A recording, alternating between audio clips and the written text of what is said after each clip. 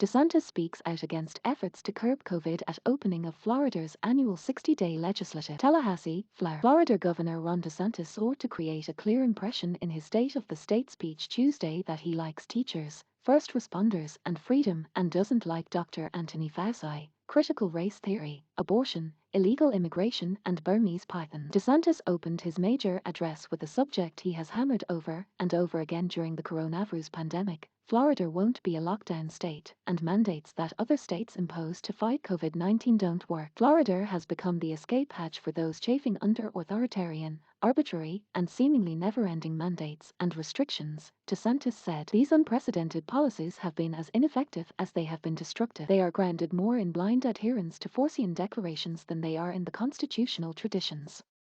DeSantis, who is up for re-election in November and is eyeing a possible 2024 presidential run, laid out a conservative agenda for 2022. He said that would include keeping undocumented immigrants out of Florida, creating a law enforcement office solely dedicated to fighting election fraud, stopping schools from teaching critical race theory, and protecting the unborn.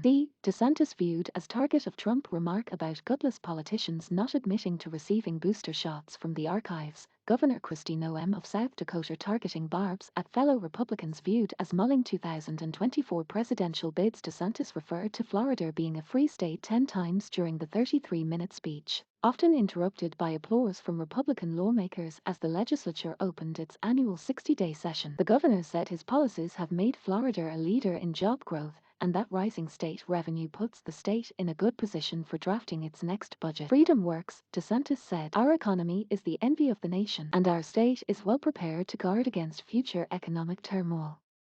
Meanwhile, he said he will ask the legislature for money to send undocumented immigrants to other states. We cannot be a party to what is effectively a massive human smuggling operation run by the federal government. Companies who are facilitating the movement of illegal aliens from the southern border to Florida should be held accountable, DeSantis said. When the feds dump people here in Florida illegally, the state can reroute them to states that have sanctuary policies, he also said. DeSantis also said he wants $1,000 bonuses for teachers and first responders and to save drivers $1 billion with a gas RB00 plus 0.42% tax holiday. As DeSantis made his way across the House floor to deliver the speech, he shook the hands of Florida's 2 independently elected Republican cabinet members but snubbed Democratic Agriculture Commissioner Nikki Fried. As he walked in, there was no decorum in the recognition, said Fried, who is seeking the Democratic nomination to challenge DeSantis. She also said DeSantis' speech was more of an appeal to a national audience than it was an outline of goals for the state. Half of his speech was talking about immigration,